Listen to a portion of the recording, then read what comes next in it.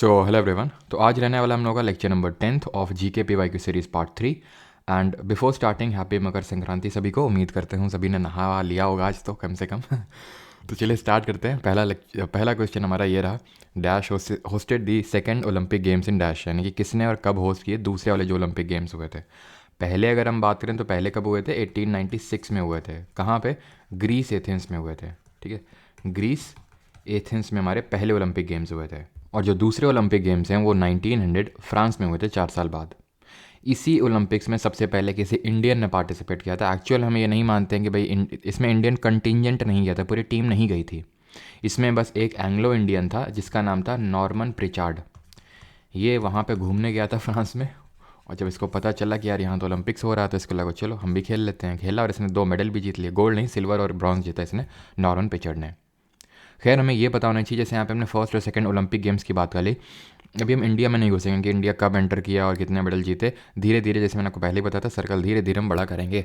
तो सबसे पहले हमें ये पता होना चाहिए कि फर्स्ट समर ओलंपिक्स देख लिया हम लोगों ने, फर्स्ट विंटर ओलंपिक्स देख लेते हैं कि जो पहले शीतकालीन ओलंपिक खेल हैं, फर्स्ट विंटर ओलंपिक्स, ये कब खेले गए। ठीक है, फर्स्ट यूथ ओलंपिक गेम्स कब खेले गए। अब यूथ में भी अगर मैं बात करूँ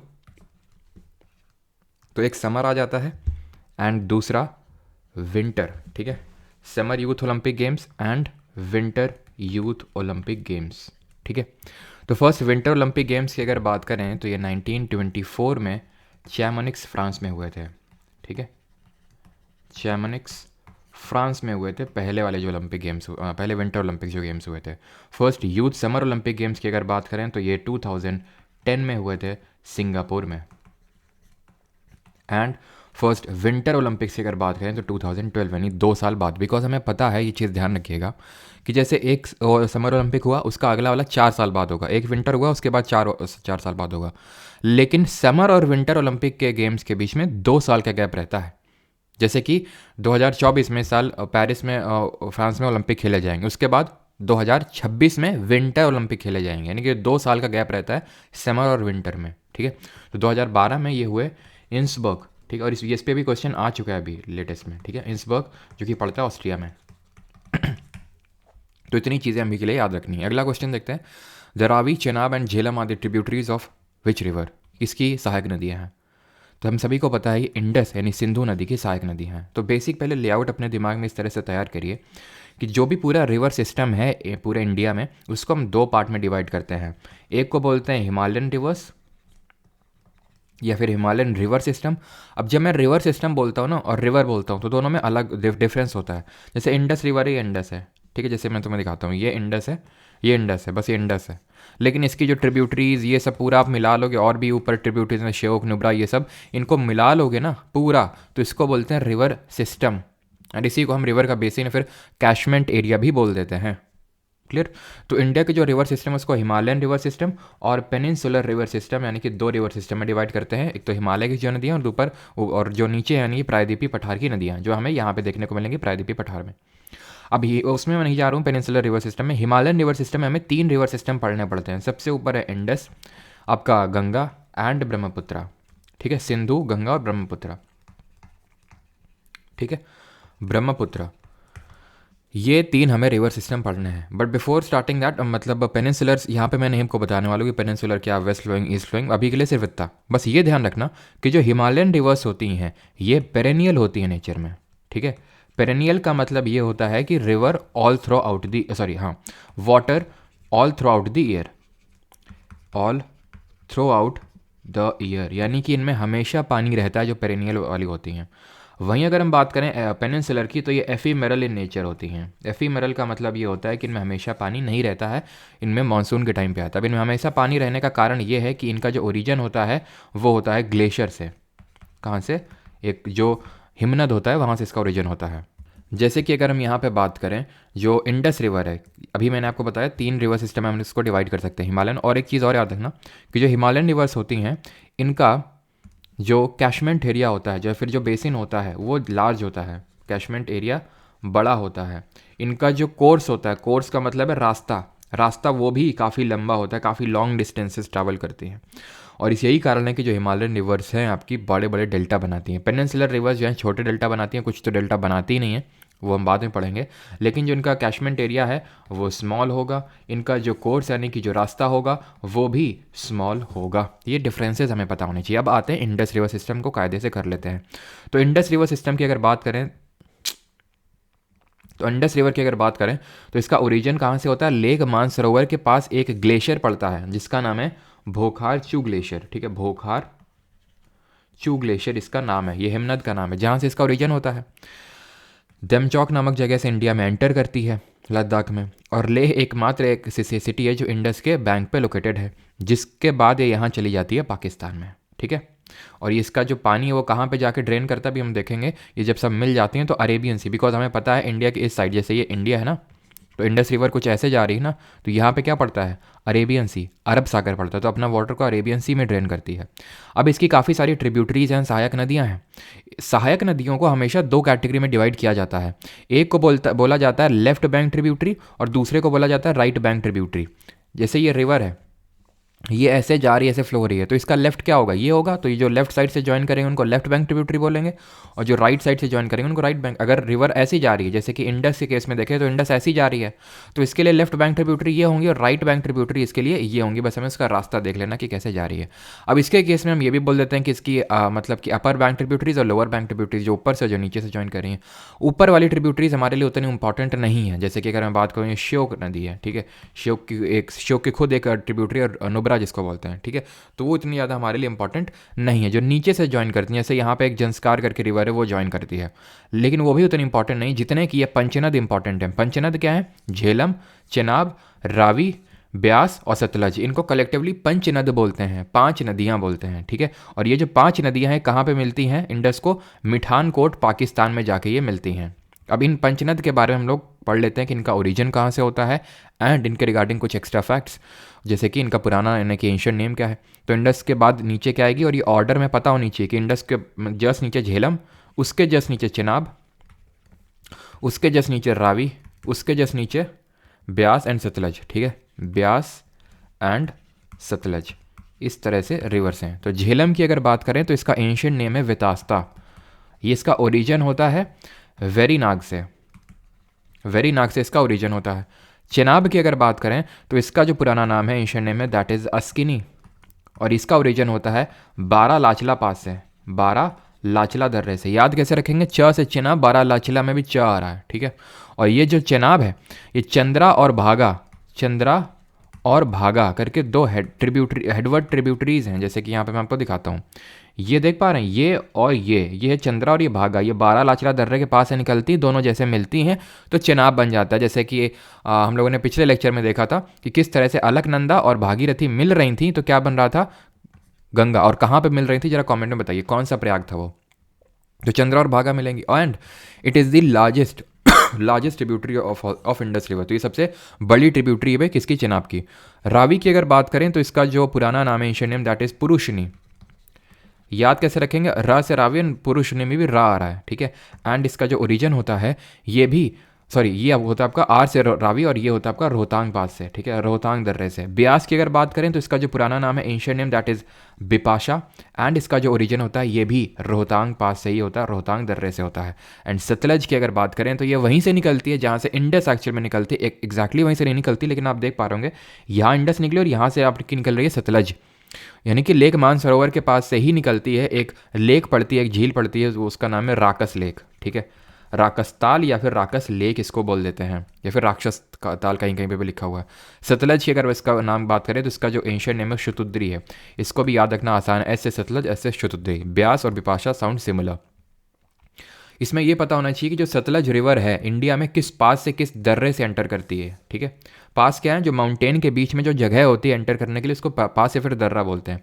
तो ये एंटर करती है एस से सतलज, एंड एस से शिपकीला पास से इंडिया में एंटर करती है। यहाँ पे आप देख पा रहे होंगे ये जो पास है ये आपका शिपकीला पास है, जहाँ से ये एंटर करती है, और इनको कलेक्टिवली हम बोलते हैं पंचनद। और ये पंचनद मिलती हैं इंडस को मिठानकोट पाकिस्तान में। इसमें से एकमात्र एक ऐसी रिवर है, मतलब एक ऐसी ट्रिब्यूटरी है जो पाकिस्तान में जाती ही नहीं एक्चुअल में, और वो है ब्यास।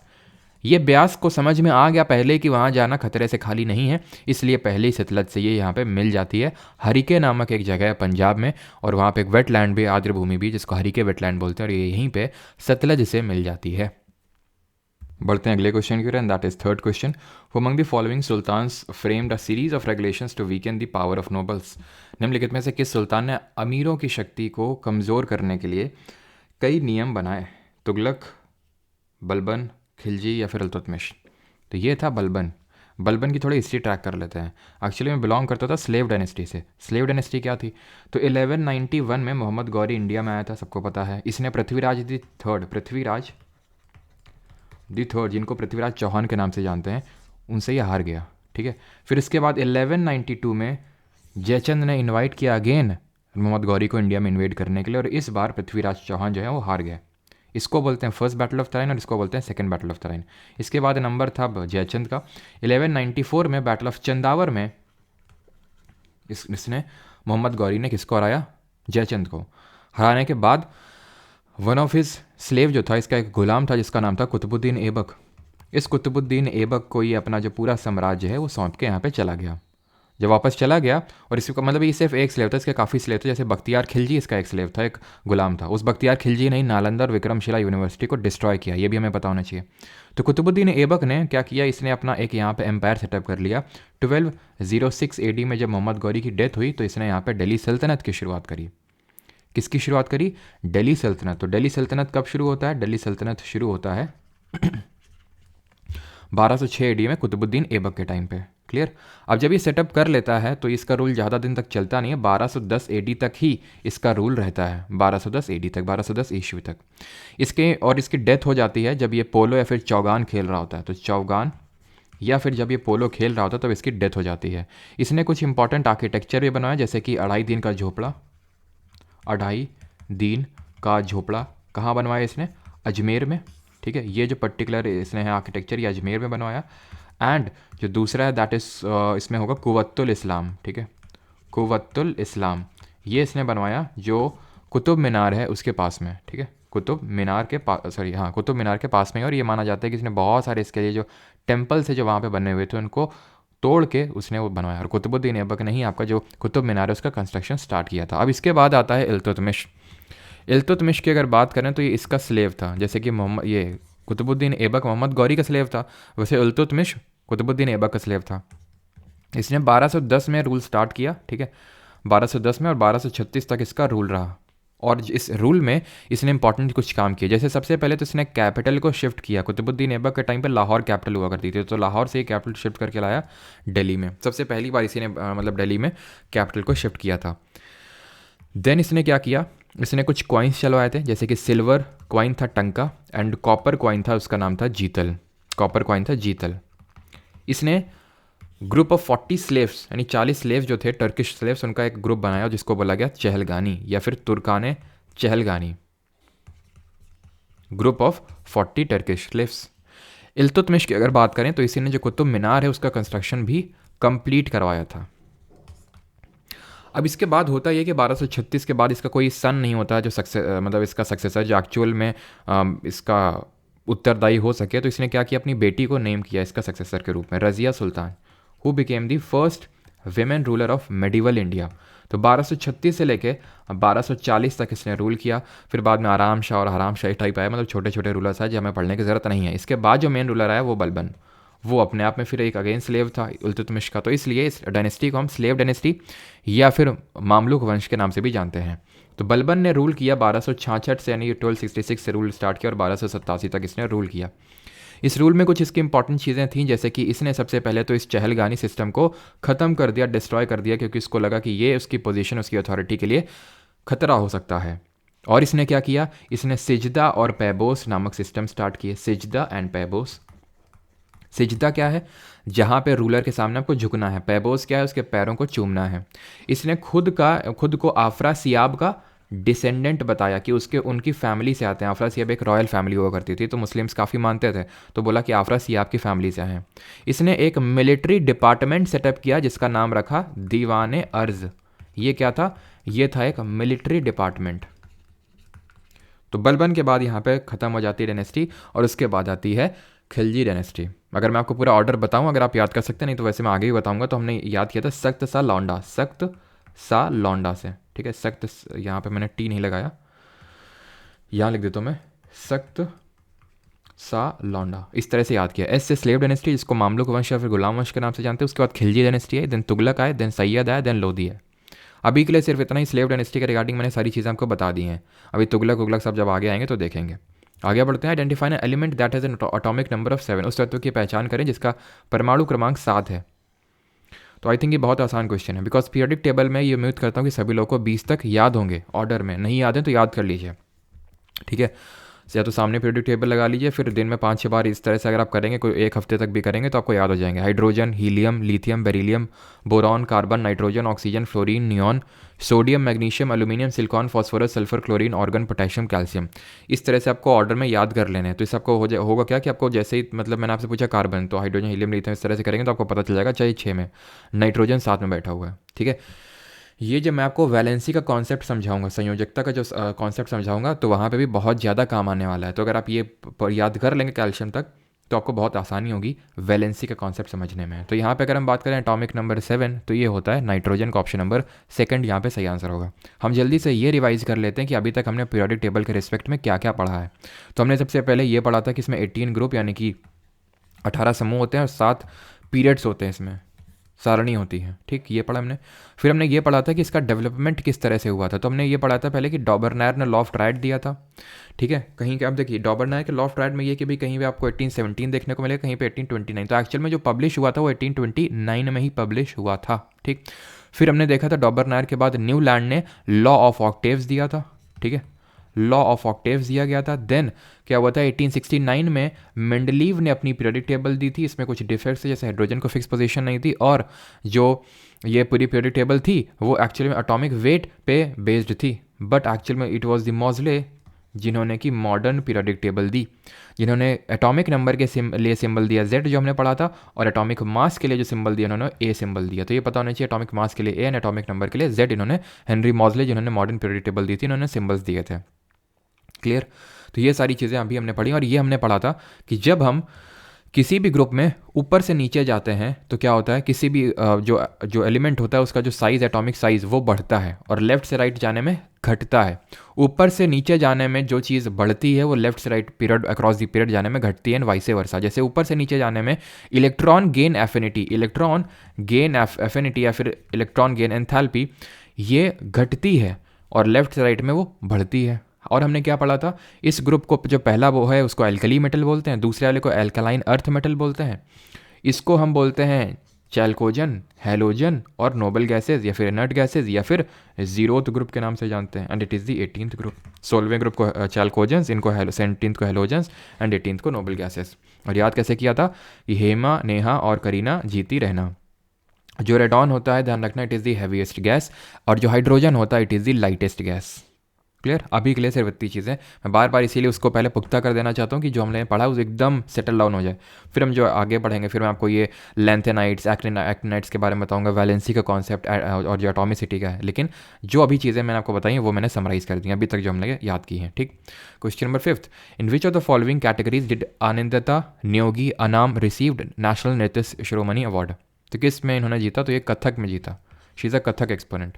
कथक की हम पहले भी डिस्कस कर चुके हैं कि ये कथा वर्ड से आया है जिसका मतलब स्टोरी होता है, एंड ये यूपी का एक क्लासिकल डांस है। क्लासिकल डांसेस की लिस्ट बात करें, टोटल 8 संगीत नाटक अकादमी ने रिकॉग्नाइज किए 8 क्लासिकल डांसेस, जिसमें कि कथक एक है, मणिपुरी एक है जो कि मणिपुर से कृष्ण जी पे या से एसोसिएटेड है, और इसके फॉर्म्स होते हैं जौगोई एंड चोलोम, ये ध्यान रखिएगा। भरतनाट्यम की अगर बात करें तो इसमें भी हमने काफ़ी चीज़ें, जैसे कि तमिलनाडु से बिलोंग करता है, सादी रट्टम इसका एंशियंट नेम है, ठीक है। नाट्यशास्त्र जिसको कि भरत मुनि ने लिखा था, जिसको 5th वेद के नाम से जानते हैं, उसमें इसके मिलते हैं हमें क्या, साक्ष्य। लेकिन उससे भी पहले मैं जैसे मणि में गलाई है उसमें भी इसके साक्ष्य मिलते हैं सबसे पहले भरतनाट्यम के। भरतनाट्यम हो या फिर कथक हो, कुचिपुड़ी हो, सबके एक्सपेरिमेंट की मैंने आपको बताया था कि ट्रिक पड़ी हुई है, वहाँ सबको बार बार रिवाइज कर लेना। यहाँ पे मैं इसलिए नहीं बताता हूँ ताकि उसी टाइम हम कुछ और कर लेंगे, ठीक है, क्योंकि उतना वो बहुत आसान है। मैं फिर से बार बार उस चीज़ को रिपीट करूं कि भरत के अलार्म बजी और उसने अपनी माता रुक्मणी के पद में छुए, इस तरह से। तो आई थिंक सबको स्टोरी याद हो गई और उससे सारे एक्सपेरिमेंट याद हो गए होंगे। अगर कुछ कोई एक्स्ट्रा आएगा न्यूज़ में तो वो मैं आपको ऐड करवाता चलूँगा, ठीक है। कुचिपुड़ी कहाँ का है, ये कुचिपुड़ी आंध्र प्रदेश का है, ठीक है, और कुचिपुड़ी एक गाँव का नाम है आंध्र प्रदेश में। Question number 6, according to the census 2011 what percentage of India accounts for the world population. 2011 की जनगणना के अनुसार विश्व जनसंख्या का कितना प्रतिशत भारत का है। तो ये है एरिया वाइज पूछ रहा है, फिर पॉपुलेशन वाइज। पॉपुलेशन तो 17.5%। अगर एरिया वाइज पूछेगा तो आंसर होगा 2.4%, यानी कि पूरी पृथ्वी का हमने सिर्फ 2.4% हिस्सा ऑक्यूपाई करके रखा है। बट हमारी जो पॉपुलेशन है वो पूरे वर्ल्ड की 17.5% पॉपुलेशन है, एंड वी नो कि we are the most populated country in the world. ठीक है, सबसे ज़्यादा जनसंख्या हमारी। एरिया टर्म्स में बात करेंगे तो सबसे टॉप पे आता है कनाडा एरिया टर्म्स में। देन दूसरे नंबर पे आता है, सॉरी एरिया टर्म्स में सबसे पहले आएगा रशिया, देन सेकंड नंबर पे कनाडा, देन तीसरे नंबर पे आता है चाइना, देन कौन आता है, देन आता है आपका यूएसए, देन आएगा ब्राज़ील, देन आएगा आपका Australia, and then seventh number पे आता है हम इंडिया। इंडिया के बाद आता है कौन, अर्जेंटीना। तो first, second, third, fourth, fifth, six, seventh number पे आते हैं जब हम एरिया टर्म्स में बात करते हैं। We occupy only 2.4%। लेकिन जब हम पॉपुलेशन वाइज बात करते हैं, जनसंख्या के बेसिस पे, तो हमने चाइना को भी पीछे छोड़ दिया है। आगे बढ़ते हैं। द नोवेल, ठीक है, द नोवेल। और हाँ, सेंसस 2011, सेंसस के रिगार्डिंग हमने क्या क्या पढ़ा है कि who is known as the father of Indian census, किसको बोलते हैं, हेनरी वॉल्टर को बोलते हैं। पहला जब सेंसस हुआ था तो उसके सेंसस कमिश्नर कौन थे, WC प्लॉडन थे। पहला सेंसस कब हुआ था, 1872 में, लेकिन वो कंप्लीट नहीं था। ठीक है, 1881 में कंप्लीट हुआ था, जहाँ पे सेंसस कमिश्नर WC प्लॉडन थे। ये हुआ था मेयो के टाइम पे, जब मेयो वाइस रॉय था। और ये जो हुआ था जब रिपन वाइस रॉय था। रिपन के रिगार्डिंग हमने और क्या क्या पढ़ा है कि इन्हीं के टाइम पे इल्बर्ट बिल कंट्रोवर्सी हुई। इन्हीं के टाइम पे इन्होंने वर्नाकुलर प्रेस एक्ट को रिपील किया, जिसको 1878 में लिटन ने इंट्रोड्यूस किया था। रिपन के टाइम पे एजुकेशन का एक कमीशन बना था, जिसको हंटर कमीशन बोलते हैं। इनको ही हम father of local self government के नाम से भी जानते हैं, father of local self government. ठीक है, आगे बढ़ते हैं। The novel the mountain of light is written by, तो ये उपन्यास है द माउंटेन ऑफ लाइट, किसने लिखा है, तो ये लिखा है इंदु सुंदर सेन ने। ठीक है, आई थिंक ये करंट से रिलेटेड था, तो हमें करने की ज़्यादा ज़रूरत नहीं है इसमें। Question number 8, who was the first winner of the arjuna award in kabaddi, kabaddi में अर्जुन पुरस्कार के प्रथम विजेता कौन थे। तो अभी जो रिसेंट में क्वेश्चन बने हैं वो ये बने कि पहला अर्जुन अवार्ड कब दिया गया था, पहले तो ये बना है। देन द्रोणाचार्य अवार्ड पे भी क्वेश्चन बने हैं, द्रोणाचार्य अवार्ड पे भी क्वेश्चंस बने हैं कि कब दिया गया था और पहला किसको दिया था। तो देखिए, अर्जुन अवार्ड में अगर हम पहले दूसरा ऐसा नहीं बोल सकते हैं, हाँ हम ये स्पोर्ट्स स्पेसिफिक बोल सकते हैं, बिकॉज काफ़ी सारे स्पोर्ट्स के लिए काफ़ी लोगों को दिया गया था। जैसे कि कबड्डी में दिया गया था सानंद महादेव शेट्टी जी को। वैसे ही अगर हम बात करें कुछ और, जैसे फर्स्ट अर्जुना अवार्ड, पहली बात तो फर्स्ट अर्जुना अवार्ड दिया कब गया था, तो 1961 में दिया गया था। ठीक है, और पहला द्रोणाचार्य अवार्ड ये 1985 में दिया गया था। अर्जुना अवार्ड की यहाँ पे पूरी लिस्ट देख लीजिए। आर्चरी में कृष्ण दास को दिया गया था, ये इंपॉर्टेंट नहीं है, ईयर इंपॉर्टेंट नहीं है। ठीक है, ये देख लीजिए किसको दिया गया था, आर्चरी यानी कि तीरंदाजी में कृष्ण दास को, एथलेटिक्स में गुरबचन सिंह रंधावा, ये थोड़ा सा इंपॉर्टेंट हो जाता है बिकॉज इस पे क्वेश्चन बने। बैडमिंटन वाला भी थोड़ा इंपॉर्टेंट हो जाता है, Nandu Natekar. Basketball Sarabjit Singh, billiards and snooker Wilson Jones. Boxing में डिसूजा जी को मिला, क्रिकेट में सलीम दुरानी, ये भी इंपॉर्टेंट हो जाता है। एंड वेट लिफ्टिंग में श्री एन घोष। तो इसमें उन्हें स्टार लगा रखे हैं, इसको तो एकदम रट लीजिएगा। एंड द्रोणाचार्य अवार्ड की अगर बात करें तो ये सबसे पहले, ये अगेन जैसे स्पोर्ट्स स्पेसिफिक ही पूछेगा, रेसलिंग में किसको मिला, बॉक्सिंग में किसको मिला, ठीक है, और एथलेटिक्स वाला पूछ लेता है तो एथलेटिक्स में किसको मिला। तो रेसलिंग में अगर हम बात करेंगे तो बालचंद्र भास्कर भागवत, बालचंद्र भास्कर भागवत को ये मिला। ठीक है, टॉकिंग अबाउट बॉक्सिंग तो ये मिला OP ओम प्रकाश भारद्वाज जी को, भारद्वाज। एंड एथलेटिक्स की बात करें तो OM नामीबियार जी को ये मिला था एथलेटिक्स में। ठीक है, और अगर हम बात करें पहले जो हमारा ये मेजर ध्यानचंद खेल रत्न अवार्ड है, जो पहले राजीव गांधी खेल रत्न अवार्ड हुआ करता था, वो किसको मिला, ये मिला था विश्वनाथन आनंद को, फर्स्ट अगर हम बात करें तो। ठीक है, इसमें स्पोर्ट्स स्पेसिफिक कुछ नहीं है, ये पहला एक्चुअल में इन्हीं को ही मिला था, विश्वनाथन आनंद। ठीक है, जो कि इस बार किसको मिला है, अभी 2 दिन पहले किसको दिया गया है, द्रोणाचार्य मेजर ध्यानचंद खेल रत्न अवार्ड की अगर बात करें तो ये दिया गया है सात्विक साईराज रनकीरेड्डी एंड चिराग शेट्टी, जो कि बैडमिंटन का डुओ है। तो ये ध्यान रखना, ये करंट के हिसाब से काफ़ी इंपॉर्टेंट है। Question number 9, which of the following is the largest stupa in India, निम्नलिखित में से भारत का सबसे बड़ा स्तूपा कौन सा है। तो स्तूपा के रिगार्डिंग हमने क्या क्या भी पढ़ रखा है कि ये बुद्ध जी की डेथ को सिग्निफाई करता है, उनकी बर्थ को क्या सिग्निफाई करता है, लोटस। हॉर्स सिग्निफाई करता है उनके महाभिनिष्क्रमण का मतलब उनका गृह त्याग। बोधि ट्री उनके निर्वाण को सिंबलाइज करता है, निर्वाण का मतलब होता है एनलाइटनमेंट, ज्ञान की प्राप्ति। एंड जो स्तूपा है वो उनकी डेथ को सिग्निफाई करता है। स्तूपा का स्ट्रक्चर हम देख चुके हैं कि इसको अंड बोलते हैं, इसको हर्मिका बोलते हैं, इसको छत्र बोलते हैं, अंड, हर्मिका, छत्र। ठीक है। फिर यहाँ पे टॉर्ना होते हैं। यहाँ पे जो गैलरी होती है जहाँ पे आप घूमते हैं, पूरा चारों चक्कर लगाते हैं, उसको मेधी बोलते हैं। और जो रेलिंग्स होती हैं उनको वेदिका बोलते हैं। तो ये सारी चीज़ें हम इसके रिगार्डिंग पढ़ चुके हैं। सबसे बड़े स्तूपा की बात करें तो सबसे बड़ा स्तूपा है Kesariya stupa, option number first. Sorry, ये वाला केसरिया नहीं है, नहीं ये भी नहीं है, ये वाला केसरिया। ठीक है, तो केसरिया स्तूपा जो कहाँ पड़ता है, बिहार में है। ठीक है, बिहार में ये केसरिया स्तूपा है। एंड इस केसरिया स्तूपा ये सबसे बड़ा स्तूपा है। लेकिन सबसे अगर हम सबसे पुराना स्तूपा की बात करेंगे, that will be Sanchi stupa, जो कि मध्य प्रदेश में है। और हम ये देख चुके हैं, इसी सांची जो मध्य प्रदेश में पड़ता है, यहाँ पे चेतिया गिरी, ठीक है, चेतिया गिरी विहार फेस्टिवल सेलिब्रेट किया जाता है। चेतिया गिरी विहार फेस्टिवल यहाँ पे सेलिब्रेट किया जाता है। महा स्तूपा की बात करेंगे तो आंध्र प्रदेश में ही है। ठीक है, शांति स्तूपा ये लद्दाख में है, शांति स्तूपा। ठीक, आगे बढ़ते हैं और अगला क्वेश्चन देखते हैं, question number 10। In the concept of money supply M4 refers to. तो मुद्रा आपूर्ति में अवधारणा में M4 का क्या संदर्भित करता है? करेंसी विद दी पब्लिक, और ये सब ऑप्शन आप देख सकते हो, क्योंकि अभी पढ़ा नहीं है तो अच्छे से इसको हम देखते हैं। सबसे पहली बात तो जो मनी सप्लाई होती, अभी चलो आगे देख लेंगे। तो मनी इस पे आते हैं M1 पे। ठीक है, M1 आता है करेंसी इन यूज़, यानी कि जो करेंसी सर्कुलेट है, जो यूज़ में है, जो लोगों के हाथ में है। डिमांड डिपॉजिट, ध्यान रखना, डिमांड डिपॉजिट का मतलब होता है जो सेविंग में हमारा पैसा पड़ा हुआ है, जिसको हम कभी भी जाके ATM से निकाल सकते हैं या फिर कहीं से भी निकाल सकते हैं, कभी भी यूज़ कर सकते हैं। कोई लिमिटेशन मतलब ऐसा सच नहीं है कि अभी पैसा नहीं मिलेगा या इस तरह से भी, वो तो कभी भी हमारी डिमांड पे वो निकाल सकते हैं। सेविंग में हो गया, जो लोग बिजनेस करते हैं वो करेंट अकाउंट रखते हैं तो करेंट डिपॉजिट्स हो जाएंगे। ठीक है, फिर अगर हम बात करेंगे तो अदर डिपॉजिट्स विद RBI, तो जो डिपॉजिट्स हैं RBI के पास, वो भी रिजर्व बैंक ऑफ इंडिया। इसके रिगार्डिंग हमने क्या क्या पढ़ रखे हैं? 1 अप्रैल 1935 को बना था। 1926 को हिल्टन यंग कमीशन बना था, जिसकी रिकमेंडेशन बना था। बैंक ऑफ बैंक्स बोलते हैं, लेंडर ऑफ लास्ट रिसॉर्ट बोलते हैं। पहले इसके ऑसबॉर्न स्मिथ थे चेयरमैन, और पहले इंडियन चेयरमैन थे CD देशमुख। फिर M2 पे आते हैं। M2 क्या बोलता है? M2 बोलता है कि M1 ले लो और उसमें से जो पोस्ट ऑफिस होते हैं हमारी, उनके सेविंग्स डिपॉजिट को जोड़ दो। पोस्ट ऑफिस की सेविंग्स डिपॉजिट्स को जोड़ देना होता है। फिर M3 की बात करें, M3 में आता है आपका M1 प्लस टाइम डिपॉजिट, जिसको कि टर्म डिपॉजिट भी बोलते हैं। टाइम डिपॉजिट में क्या आते हैं? जो हमने FD करवा रखी है, ऐसा नहीं कि जब मन आया तो FD निकाल ली, और लेना है तो आपको फिर फाइन देना पड़ेगा, इसमें कोई फाइन वाइन नहीं होता है। RD रिकरिंग डिपॉजिट, ये सब इसके टाइप होते हैं। M4 which is the last one, और इसमें आता है कि आप M3 में all post office savings, all या फिर all not savings, all post office deposits, जितने भी पोस्ट ऑफिस में डिपॉजिट हुए हैं, ना सिर्फ आपके सेविंग वाले डिपॉजिट, जितने भी हुए उन सबको जोड़ दो। इसमें से M1 और M2 को हम बोलते हैं नैरो मनी, और M3 और M4 को बोलते हैं ब्रॉड मनी।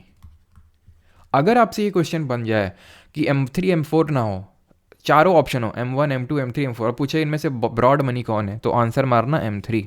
इस पर भी क्वेश्चन ऐसे SSC ने पूछा था, आंसर उसने माना था M3।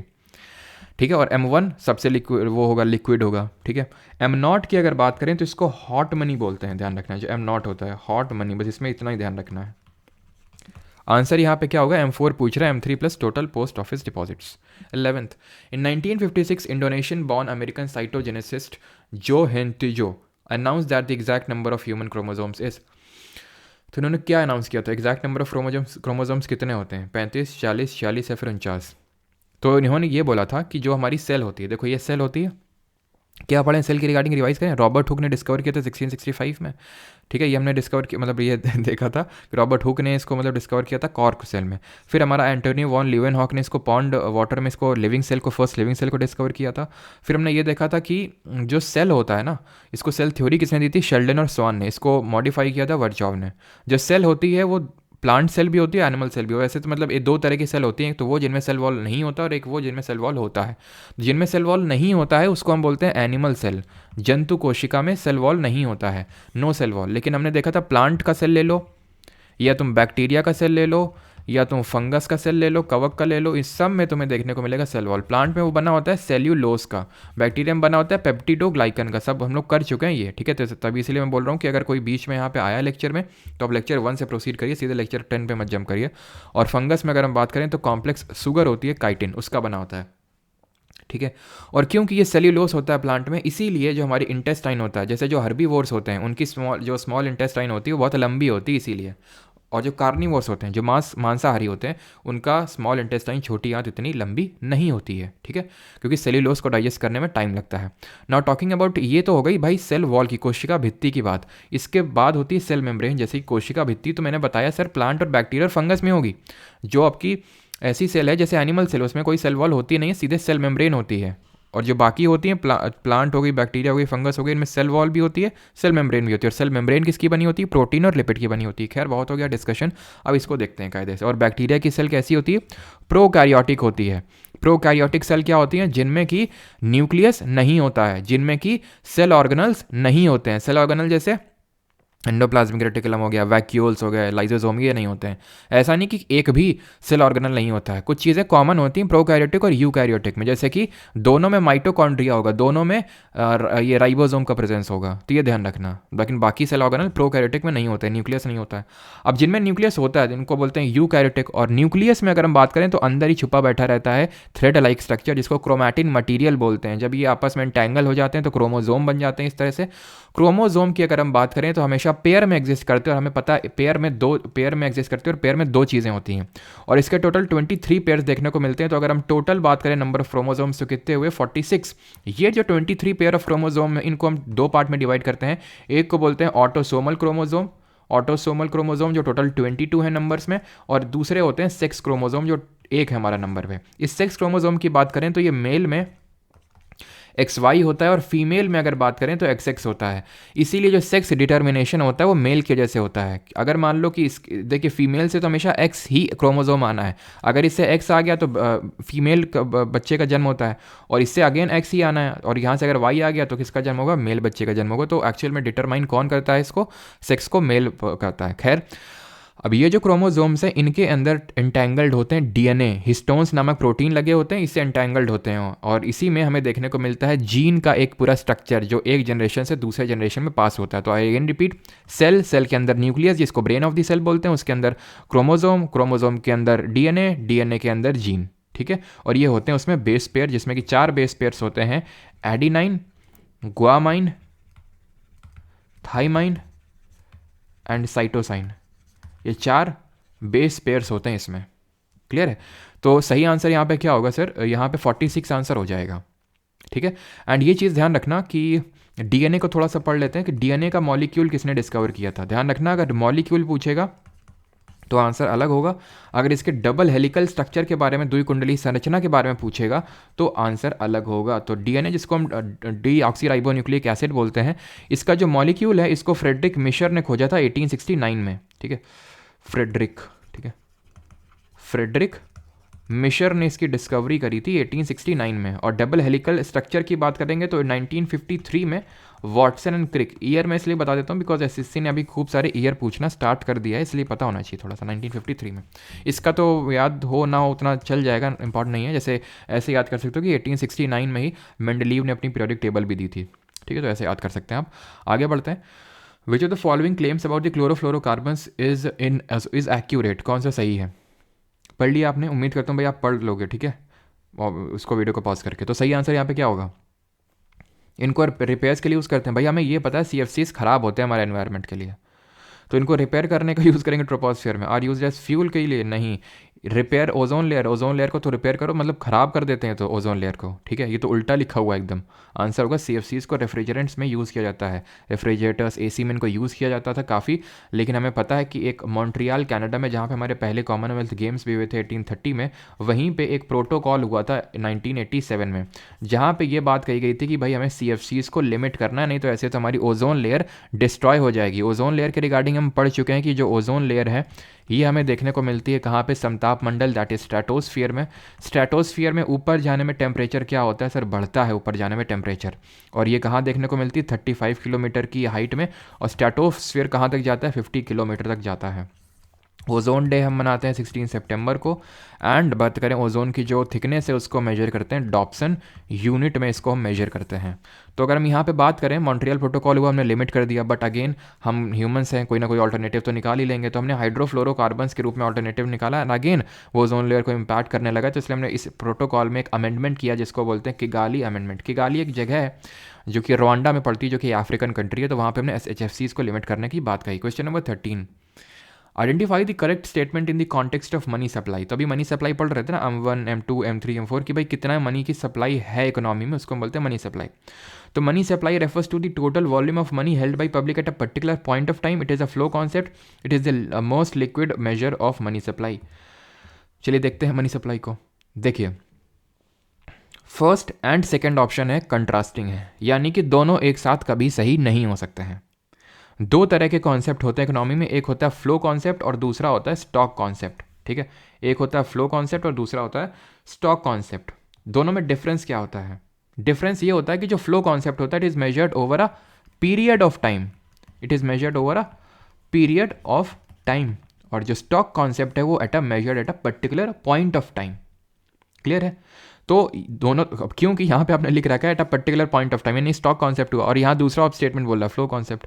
अब एसएससी ने काफ़ी सही ऑप्शन दिए हैं, वैसे मैंने कभी आज तक ऑप्शन से छेड़छाड़ नहीं करी है, ठीक है, नहीं तो मैं करने को तो कर सकता था 1 और 2, लेकिन एक्चुअल में एसएससी ने बहुत अच्छे ऑप्शंस रखे हैं कि 1 और 2 को एक साथ इसने नहीं दिया है। नहीं तो क्या होता कि बड़े आसानी से एक ऑप्शन एलिमिनेट, या फिर हो सकता है मल्टीपल ऑप्शन एलिमिनेट हो सकते थे अगर मैं ऑप्शन दे देता 1 और 2, 1, 2 और 3। ठीक है, तो दोनों ऑप्शन अपने के आराम से एलिमिनेट हो जाते हैं, क्योंकि 1 और 2 एक साथ कभी सही हो नहीं सकते अगर आपको पता है कि फ्लो कॉन्सेप्ट और स्टॉक कॉन्सेप्ट होते क्या, उनमें डिफरेंस क्या होता है। लेकिन यहाँ पे दोनों ऐसा तो नहीं है। तो मनी सप्लाई, पहली बात तो ये एक स्टॉक कॉन्सेप्ट है, नहीं पहला वाला सही हुआ, दूसरा वाला गलत हो जाएगा। स्टॉक कॉन्सेप्ट होता है। M1 अभी हम पढ़ के, it is the most liquid form of money supply, तो ये भी सही होगा। आंसर यहाँ पे ऑप्शन नंबर डी या फिर फोर्थ, ओनली 1 और 3 होगा। Is that clear? बाकी हम ये पढ़ चुके हैं कि भाई अगर इकोनॉमी में मनी सप्लाई को रेगुलेट करना है, अगर उसको बढ़ाना घटाना है, तो उसके लिए क्या यूज़ होता है। उसके लिए अगर आरबीआई कुछ करती है तो उसको हम बोलते हैं मॉनेटरी पॉलिसी। अगर हमारी गवर्नमेंट उसको लेके कुछ करती है, that is called as fiscal policy. Fiscal policy अगर गवर्नमेंट करती है तो इसके एग्जांपल्स होते हैं, जैसे वो एमएसपी मिनिमम सपोर्ट प्राइस का यूज़ करके कर सकती हैं, या फिर कस्टम ड्यूटी को रेगुलेट करके कर सकती हैं, या फिर टैक्स को बढ़ा घटा के वो कर सकती हैं मनी सप्लाई को। लेकिन मॉनेटरी पॉलिसी में क्या होता है, आरबीआई क्या करता है यूज़, बैंक रेट यूज़ कर लेगा, रेपो रेट यूज़ कर लेगा, रिवर्स रेपो रेट यूज़ कर लेगा, ओपन मार्केट ऑपरेशंस जिसमें कि वो गवर्नमेंट सिक्योरिटी को सेल एंड बाई करता है उसको यूज़ कर लेगा। इसको हम इन दोनों को कलेक्टिवली बोलते हैं लिक्विडिटी एडजस्टमेंट फैसिलिटी, और बाकी को बोलते हैं एमएसएफ, मार्जिनल स्टैंडिंग फैसिलिटी। ठीक है, इसके बारे में अभी मैंने आपको नहीं बताया कि गवर्नमेंट सिक्योरिटी को सेल और बाई करने पे क्या होता है, और बताऊंगा भी नहीं अभी, जब आगे कोई क्वेश्चन आएगा तो वहाँ। अभी के लिए इतनी चीज़ें आपको याद रखनी है।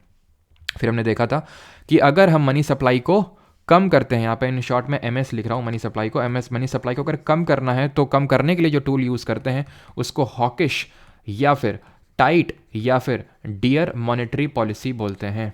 लेकिन उसका उल्टा, मनी सप्लाई को अगर हमें बढ़ाना होता है इकोनॉमी में तो उसको हम बोलते हैं डॉविश मॉनेटरी पॉलिसी। आगे बढ़ते हैं 14th। Who was the first ecologist to describe the specific shape of ecotrophic interactions which he called the pyramid of numbers in the 1920s? तो किसने मतलब एक तरह से पिरामिड ऑफ नंबर्स दिया था। अगर हम बात करें इकोट्रॉफिक इंटरैक्शंस और पिरामिड नंबर की, तो यहाँ पे ध्यान से देखिए, यहाँ पे हम फूड चेन समझेंगे। तो होता कि हमें पता है कि जो सन की एनर्जी होती है, जो सन की एनर्जी होती है उसको फिक्स करने का काम कौन करता है, फिक्सेशन का काम कौन करता है, उसको ट्रैप कौन करता है, उसको ट्रैप करते हैं हमारे प्लांट्स। प्लांट्स क्या करते हैं, प्लांट्स ये करते हैं सर कि ये फोटोसिंथेसिस के थ्रू क्या करते हैं, ये जो सनलाइट है, सनलाइट प्लस वाटर जो ये निकालते हैं नीचे से, प्लस CO2 जो एटमॉस्फेयर में है, वहाँ से लेके फोटोसिंथेसिस यानी कि ये कार्बोहाइड्रेट्स बना देते हैं, जैसे कि हमारा ग्लूकोज C6H12O6 का निर्माण कर देते हैं। ठीक है, पूरी रिएक्शन होती है जिसमें कि हमारा 6CO2 6H2O मिलकर C6H12O6 बन जाता है, फोटोसिंथेसिस हो जाता है, प्रकाश संश्लेषण हो जाता है। इसीलिए इनको हम बोलते हैं प्रोड्यूसर्स, बिकॉज एक्चुअल में तो इन्होंने ही प्रोड्यूस किया खाने को, इसीलिए इनको जानते हैं ऑटोट्रॉफ्स के नाम से, ऑटोट्रॉफ्स के नाम से जानते हैं। अभी मैं फोटोसिंथेसिस में ज़्यादा डीप में नहीं घुस रहा हूँ कि इसमें डार्क रिएक्शन और लाइट रिएक्शन, अभी हम इसमें थोड़ा सा फोकस करना, ये जो पूरा पिरामिड होता है। ठीक है, तो प्रोड्यूसर है। ठीक है, अब ये प्रोड्यूसर को कौन खाएगा, जैसे हम लोग भी खाएंगे, या फिर मेनली एनिमल्स को ले लेते हैं, जैसे ग्रास हॉपर हो गए, टिड्डे हो गए, या फिर ये बी हो गई, ये सब इसी में, ये सब एक तरह से खाते हैं, जैसे हिरन भी हो गए, तो ये सब प्रोड्यूसर्स को ही तो खाते हैं जो हर्बीवोरस होते हैं। अब ये इनको कौन खाएगा, इनको मान लेते हैं ये सब खाएंगे, जैसे रैबिट वगैरह हो गए। इनको कौन खाएगा, तो इनको स्नेक खाएंगे। इनको कौन खाएगा, ईगल। तो जैसे जो प्रोड्यूसर होगा इनको प्राइमरी प्रोड्यूसर ही बोल देते हैं। फिर आते हैं हमारे कंज्यूमर। तो ये कंज्यूमर तो इसके ऊपर सारे ही है ना, तो उसको डिस्टिंग्विश करने के लिए primary consumer, secondary consumer, tertiary consumer, quaternary consumer, इस तरह से बोलते हैं। क्लियर। अब ये चीज़ ध्यान रखना, ये इनको हम ट्रोफिक लेवल बोल देते हैं। ये जो एक से ऊपर, ऊपर से इसके ऊपर, इसके ऊपर, इसके ऊपर, इन सबको हम ट्रोफिक लेवल बोल देते हैं। और ये जो ट्रोफिक लेवल होते हैं इनमें एनर्जी का ट्रांसफ़र होता है। जैसे कि इन्होंने, जैसे बी हैं, ग्रास ऑपर, इन्होंने पेड़ पौधे खाए होंगे, तो इनको कितना % एनर्जी मिला होगा। ध्यान रखना कि इसमें 10%, मैक्सिमम 10% एनर्जी ट्रांसफ़र ही होता है हर एक ट्रॉफिक लेवल में। 10% से ज़्यादा का नहीं हो सकता है। और बायोमास का डिक्रीज़ होता रहेगा, ऊपर से नीचे से लेकर ऊपर तक में वो डिक्रीज़ होता रहेगा। इतनी चीज़ क्लियर है। और हमने इसके रिगार्डिंग ये चीज़ें पढ़ी थी, जैसे कि किसने जो है ये टर्म दिए थे, जैसे कि इकोलॉजी किसने टर्म दिया था, किसने इकोसिस्टम टर्म कॉइन किया था। और आज हम एक और चीज़ नहीं पढ़ेंगे, दैट इज़ कि फादर ऑफ इंडियन इकोलॉजी किसको बोलते हैं। तो टर्म अगर हम बात करेंगे तो टर्म दिया था अर्नस्ट हैकेल ने 1886। अर्नस्ट हैकेल ने 1886 फादर ऑफ इंडियन इकोलॉजी बोलते हैं। ठीक है, फादर ऑफ इंडियन इकोलॉजी बोलते हैं रामदेव मिश्रा जी को। ठीक है, रामदेव मिश्रा जी को बोलते हैं father of Indian ecology. Ecosystem की अगर बात करें तो एक टर्म कॉइन किया था तांसले ने। सही आंसर एल्टन होगा। इसने जो ये पूरा इकोलॉजिकल पिरामिड ऑफ नंबर्स है, ये इन्होंने दिया था एल्टन जी ने। अर्नस्ट हैकेल के बारे में देख चुके हैं। क्लियर है ये चीज़ कि ट्रॉफिक लेवल से कितना ट्रांसफ़र होता है। इसको बोलते हैं हम territorial food chain. Territorial food chain ऐसे ही होती है एक एक्वेटिक फूड चेन, जिसके बारे में हम, जब ये तो मतलब क्लियर हो गई ना, अब इसके बाद जो पढ़ेंगे वो एक्वेटिक फूड चेन की, भाई जो समुद्र वगैरह होते हैं उनमें किस तरह फूड चेन चलती है। एक होती है डेट्रीवोरस फूड चेन, जिसके बारे में थोड़ा सा मैं आपको पहले ही बता चुका हूँ कि ह्यूमस के किस तरह से डेड एंड डिकेइंग मैटर पे अपना वो सेप्टोट्रॉफ्स जो होते हैं माइक्रो ऑर्गेनिजम्स, वो अपना न्यूट्रिशन लेते हैं, वो सारी चीज़ें उसको फिर से हम रिवाइज कर लेंगे। ठीक है, तो बस ये ध्यान रखना इसमें कि जो ह्यूमस होता है वो ऑर्गेनिक मैटर होता है जो उसमें डिकम्पोज होता है, जो अमॉर्फस सॉलिड होता है। Who sent an envoy to the Chinese court में किसी ने एक एनवॉय भेजा था, एक अपना दूत भेजा था। ये भेजा था हर्षवर्धन ने। इनके रिगार्डिंग हम ये पढ़ चुके हैं कि उन्होंने 1400 साल पहले रूल किया था। कैपिटल कन्नौज थी। पुष्यभूति डायनेस्टी से बिलोंग करते थे। पुष्यभूति। राज्यवर्धन इनके भाई का नाम था। इन्होंने अपने भाई की मृत्यु का बदला लिया था शशांक से। शशांक गॉड के राजा थे। गॉड यहाँ पे किंगडम था बंगाल के पास में। इनकी एक बायोग्राफी है जिसका नाम है हर्षचरित्र, उसको बाण भट्ट ने लिखा था। ये देखे थे हम। ठीक है, जो इनके कोर्ट पोएट थे। और इन्होंने खुद लिखा था रत्नावली को। और इनको हराया था पुलाकेशिन II ने नर्मदा नदी के बैंक्स पे। पुलाकेशिन II जो कि चालुक्य डायनेस्टी के एक रूलर थे। और उनको हराया था नरसिम्हवर्मन I ने, जो कि पल्लव डायनेस्टी के एक रूलर थे। और उन्होंने हराने के बाद वातापी कोंडा का टाइटल लिया था। और इन्हीं के टाइम पे, हर्षवर्धन के टाइम पे, एक चाइनीज़ आया था जिसका नाम था ह्यूनसांग या फिर जुआनजांग। नालंदा और विक्रमशिला यूनिवर्सिटी में लोग पढ़ने के लिए आते थे। नालंदा यूनिवर्सिटी को किसने बनाया था, आई थिंक मैं आपको बता चुका हूँ। नालंदा यूनिवर्सिटी को बनाया था कुमार गुप्त वन ने। ठीक है, कुमार गुप्त वन ने। और वहीं अगर हम बात करेंगे विक्रमशिला, इसको बनवाया था किसने, विक्रमशिला को बनवाया था धर्मपाल जी ने। ठीक है, और ये चीज़ ध्यान रखना, इन दोनों को डिस्ट्रॉय करने का काम किया था मोहम्मद गौरी का एक स्लेव था जिसका नाम था बख्तियार खिलजी। ठीक है, अलाउद्दीन खिलजी से इसका कोई रिलेशन नहीं है, ध्यान रखना, बस सरनेम सेम है इनका। Clear. And talking about first Chinese traveller, because ये अगर हम बात करें ह्यूनसांग, तो ये सेकंड चाइनीज़ ट्रैवलर था इंडिया में। फर्स्ट की अगर बात करेंगे तो फाहीन था, जो कि किसके टाइम पे आया था, रिकॉल करिए जल्दी से। हम लोग देख चुके हैं कि फाहीन आया था चंद्रगुप्त II के कोर्ट में, जिन्होंने विक्रमादित्य का टाइटल लिया था। अपनी बेटी प्रभावती गुप्ता का मैरिज किया था इन्होंने रुद्रसेन सेकंड से, जो कि वाकाटाका रूलर था एक। ठीक है, उससे इसकी शादी करी थी। और इन्हीं से रिलेटेड हमारा जो मेहरौली पिलर इंस्क्रिप्शन है दिल्ली में, वो ना। साओ जाओ festival is celebrated primarily by the Catholic Christians of which of the following Indian state. तो साओ जाओ कहाँ का फेस्टिवल है ये, असम, गोवा, नागालैंड या फिर मणिपुर। तो साओ जाओ है गोवा का, ऑप्शन नंबर सेकंड यहाँ पे सही आंसर होगा। और कौन कौन से हैं, जैसे कि शिग्मो, मांडो, ठीक है, घोड़े मॉडर्नी, एक तरीके तो डांस हो जाएगा घोड़े मॉडर्नी डांस। ठीक है, एंड तरंग मेल। ठीक है, ये भी एक तरह के आपके डांस ही है, बट शिग्मो, मांडो ये सब फेस्टिवल है आपके। एंड साओ जाओ भी एक फेस्टिवल है। ठीक है, साओ जाओ, सेंट जेवियर्स ऐसे करके एक आपका फेस्टिवल होता है। Feast of saint Francis Xavier बड़ा लंबा चौड़ा सा नाम है, लेकिन याद रखिएगा Shigmo Sao Joao saint feast of saint Francis Xavier. ठीक है, टॉकिंग अबाउट असम के फेस्टिवल्स को डिस्कस कर लेते हैं यहाँ पे। तो असम के फेस्टिवल, अगर आप लोगों ने ट्रिक देखी होगी वाइटी शॉर्ट्स में, तो आप लोगों को पता होगा हम लोगों ने इस तरह से याद किया था कि क्या हो गया, एक सेकेंड,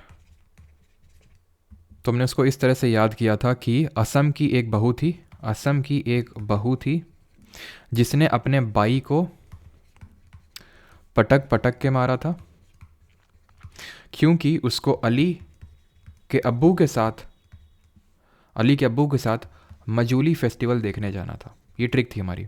तो बहू से बिहू हो जाएगा, बाइको से बाइको फेस्टिवल, पटकाई से देहिंग पटकाई फेस्टिवल है, अली से अली लिगांग फेस्टिवल है, अब्बू से अब्बू से हो जाएगा अम्बुबाची मेला, जो कि कामाख्या टेम्पल में लगता है। और मजूली से अगर बात करेंगे तो मजूली फेस्टिवल। मजूली एक आइलैंड भी है, एक द्वीप भी है, जो कि ब्रह्मपुत्रा नदी बनाती। कैसे बनाती है वो जब हम ब्रह्मपुत्रा रिवर सिस्टम देखेंगे तो वहाँ देखेंगे। अभी के लिए इतना याद रखना, it is the largest riverine island in the world, largest riverine island in the world. Bihu की बात करें, 3 टाइप का होता है ये बिहू। एक होता है माघ बिहू, काटी बिहू और बोहाग बिहू। माघ बिहू होता है माघ के महीने में, जनवरी के टाइम पे। काटी बिहू होता है कार्तिक के महीने में, कार्तिक का मतलब है अक्टूबर के महीने में, जब दिवाली होती है। मैंने आपको पहले ही बताया था कि हिंदी नेम्स ऑफ मंथ पता होने चाहिए हिंदू कैलेंडर के अकॉर्डिंग। ठीक है, एंड बोहाग बिहू होता है बैसाख के टाइम पे, यानी कि बैसाख का टाइम होता है अप्रैल का टाइम। तो ये ध्यान रखना है आपको। ठीक है, तो असम के भी याद हो जाएंगे। और बाकी नागालैंड के चलिए अभी एक देख लेते हैं, दैट इज़ हॉर्नबिल फेस्टिवल, जो दिसंबर के फर्स्ट वीक में सेलिब्रेट किया जाता है। इसको हम किस नाम से जानते हैं? इसको हम फेस्टिवल ऑफ फेस्टिवल्स के नाम से जानते हैं, festival of festivals. And talking about Manipur के हैं जैसे कि गंग नगाई, ठीक है, गंग नगाई, लू नगाई, कुट फेस्टिवल, ये सारे कहाँ के हैं? मणिपुर के हैं। आगे बढ़ते हैं, question number 18। What does Gudi signify in Gudi Padwa festival as per the Hindu mythology? Hindu पौराणिक कथाओं के अनुसार गुड़ी पड़वा त्यौहार में गुड़ी का क्या अर्थ है? तो गुड़ी एक्चुअली में इसका मतलब है कि जब हमारे भगवान राम श्रीलंका में रावण की हत्या करके वापस आए थे और अयोध्या गए थे, तो उस चीज़ को गुड़ी बोलते हैं। And it was kind of victory, symbol of victory है ओवर द रावण को सिग्निफाई करता है। एंड जो गुड़ी पड़वा है इसको न्यू ईयर के रूप में सेलिब्रेट किया जाता है महाराष्ट्र में। तो न्यू ईयर्स को देख लेते हैं। न्यू ईयर्स महाराष्ट्र में, केरल का तो इससे मैं बता चुका हूँ, लेकिन सारे यहाँ पे समराइज कर लेते हैं। तमिलनाडु का, ठीक है, जो हमारी ये तिब्बतन कम्युनिटी सेलिब्रेट करती है, तिब्बतन यहाँ पर लिख देता हूँ, तिब्बतन जो कम्युनिटी, जो तिब्बतन बुद्धिस्ट कम्युनिटी होती है, जो पारसी होते हैं, वो इसको किस रूप में सेलिब्रेट करते हैं? तो महाराष्ट्र में अगर बात करेंगे, और वेस्ट बंगाल में इसको किस रूप में सेलिब्रेट किया था? तो महाराष्ट्र में इसको जैसे उन्होंने बताया गुड़ी पड़वा, ठीक है, के रूप में सेलिब्रेट किया जाता है। केरल में इसको विशु के रूप में सेलिब्रेट किया जाता है। तमिलनाडु में पुथांडु के रूप में सेलिब्रेट किया जाता है। ठीक है, तिब्बतन कम्युनिटी अगर इसको सेलिब्रेट करती है लोसार के रूप में। पारसी कम्युनिटी के, यानी कि आपका लद्दाख में, अरुणाचल में, पार्ट्स ऑफ सिक्किम में, वहाँ लोसार के रूप में सेलिब्रेट होता है। पारसी कम्युनिटी इसको नवरोज़ के रूप में सेलिब्रेट करती है, या फिर इसको पटेटी भी बोलते हैं, ध्यान रखिएगा। एंड वेस्ट बंगाल में इसको पयला बैशाख के रूप में सेलिब्रेट किया जाता है। ठीक है, पयला बैशाख। चलिए तो आगे बढ़ते हैं। Who was the first chairman of the finance commission of India? Bharat के वित्त आयोग के प्रथम अध्यक्ष कौन थे? फाइनेंस कमीशन एक भारत की कॉन्स्टिट्यूशनल बॉडी है। कॉन्स्टिट्यूशनल बॉडी क्या होती हैं? जिनका कॉन्स्टिट्यूशन में, संविधान की किताब में कोई ना कोई अनुच्छेद होता है, कोई ना कोई आर्टिकल होता है। जिनका आर्टिकल नहीं होता है तो वो कॉन्स्टिट्यूशनल नहीं होती हैं, या वो तो या फिर स्टैट्यूटरी हो सकती हैं, जो एक लॉ के थ्रू पार्लियामेंट ने लॉ से क्रिएट किया है, या फिर नॉन स्टैट्यूटरी, या फिर इनको एग्जीक्यूटिव बॉडी भी बोल सकते हैं, जैसे कि नीति आयोग, जहाँ पे पार्लियामेंट ने कोई लॉ नहीं लाया था, मोदी गवर्नमेंट आई, उसी ने हटा दिया प्लानिंग कमीशन को, एक एग्जीक्यूटिव रेजोल्यूशन के थ्रू नीति आयोग बना। स्टैट्यूटरी में अगर बात करें तो नेशनल ह्यूमन राइट्स कमीशन हो जाएगा, NHRC। तो अगर फाइनेंस कमीशन कॉन्स्टिट्यूशनल बॉडी है तो फिर इसका कौन सा आर्टिकल है? आर्टिकल नंबर 280 है कॉन्स्टिट्यूशन में। ठीक है, 1+3 का कॉम्पोजिशन होता है, एक chairman plus 3 other finance commissioners होंगे। फर्स्ट फाइनेंस कमीशन जो 1951 में बना था, इसके हमारे जो चेयरमैन थे वॉज KC नियोगी। एंड अभी हमारा लेटेस्ट में करंट अफेयर का न्यूज़ है कि 16th फाइनेंस कमीशन के चेयरमैन अनाउंस हुए नीति आयोग के पूर्व CEO, and that was Arvind Panagariya.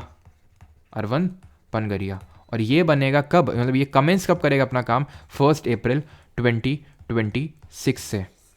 और इसके लिए ये टारगेट दिया गया कि आपको रिपोर्ट लेकिन 31 अक्टूबर 2025 से पहले ही सबमिट कर देनी है।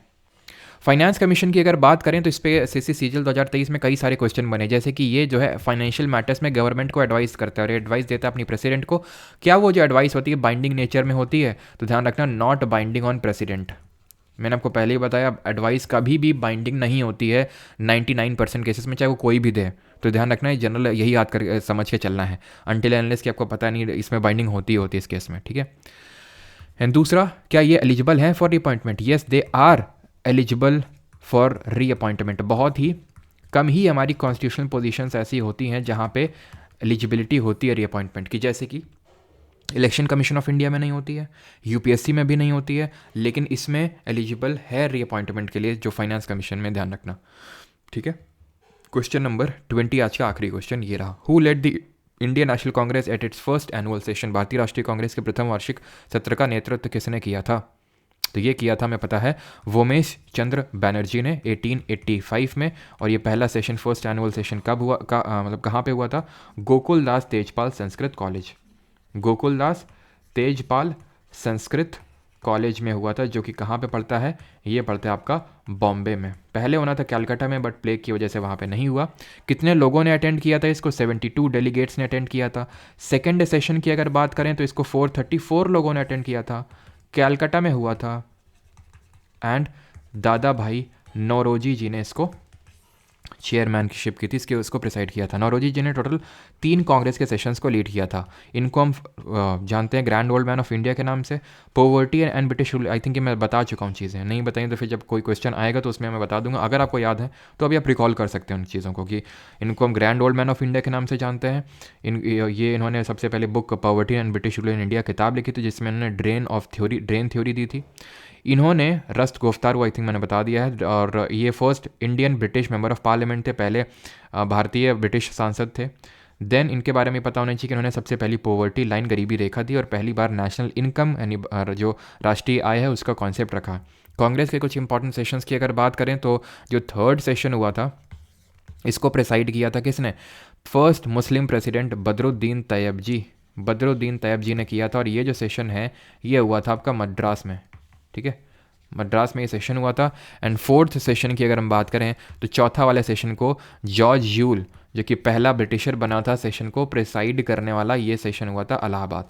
अब मद्रास और इलाहाबाद दोनों से आप चीज़ें कुछ ना कुछ तो रिकॉल कर ही सकते हैं। जैसे मद्रास है तो अभी करंट में आईटी मद्रास अपना नया सेंटर कंडी श्रीलंका में खोलेगा, ये हम देख चुके हैं अभी करंट अफेयर्स में। मतलब अभी नहीं देखा है, जो लोग रील्स फॉलो करते हैं इंस्टाग्राम पे मेरी करंट अफेयर वाली, उनको पता होगा, नहीं तो अभी जब हम जनवरी के लास्ट में करेंगे, हर महीने अब करंट अफेयर होगा, उसकी चिंता ना करो। मंथली आपको मैगजीन भी मिलने वाली, उसकी भी आप टेंशन मत लो, तो वहाँ आप देखेंगे इस चीज़ को। फिर इलाहाबाद की अगर बात करें तो इलाहाबाद से इलाहाबाद पिलर इंस्क्रिप्शन, जिसको प्रयाग प्रशस्ति के नाम से जानते हैं, उसको रिकॉल कर सकते हैं, जिसको हरिसेन, जो कि कोर्ट पोएट था समुद्रगुप्त का, उसने कंपोज किया था। उसमें उसने लिखा था 24 बैटल जीते और एक भी नहीं आ रहे, तो इसीलिए विंस्टन आर्थर स्मिथ ने समुद्रगुप्त को नेपोलियन ऑफ इंडिया बोला था।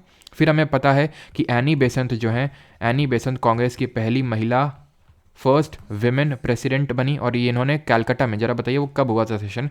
कैलकाटा में हुआ था, जहाँ पे इन्होंने प्रिसाइड किया। देन सरोजनी नायडू हमारी कांग्रेस की पहली भारतीय महिला अध्यक्ष बनी, फर्स्ट इंडियन विमेन प्रेसिडेंट, और ये कानपुर में हुआ था, कानपुर में 1925 में, 1925 में। और गांधी जी ने सिर्फ एक ही सेशन को प्रेसाइड किया, जो 1924 में बेलगाम कर्नाटका में हुआ था। It was the only session presided by Gandhi ji, only session presided by Gandhi ji, ठीक है। तो यहाँ पे आज का लेक्चर होता है हमारा ख़त्म। बाकी मिलते हैं अगले लेक्चर में। एंड इसकी पीडीएफ आपको परमार एसएससी का जो टेलीग्राम चैनल है वहाँ पे देखने को मिल जाएगा। और अगर आपको इसके हैंड रिटन नोट्स चाहिए, ठीक है, तो वो सब्सक्रिप्शन बेसिस पे अवेलेबल हैं परमार अकेडमी ऐप पे। मस्ट नहीं है वो, तभी आपको है कि भाई अगर आप नहीं बना सकते हैं, आपका टाइम कंस्ट्रेंट है, या फिर आप मतलब टाइम बचाना चाहते हैं, तो उस सेंस में है। तो परमार अकेडमी ऐप पे आप कोर्सेज सेक्शन में जाएंगे तो वहाँ पे आपको एक कोर्स दिख जाएगा, पीडीएफ कोर्स ब्रैकेट में आपको दिख जाएगा पार्ट 3, ठीक है। तो यहाँ से आप उस कोर्स में एनरोल कर सकते हैं सब्सक्रिप्शन बेसिस पे। बाकी डेमो नोट्स पड़े हुए हैं परमार टेलीग्राम पे, तो वहाँ पे आप देख सकते हैं लेक्चर 1 के, इंग्लिश और हिंदी दोनों में। Thank you.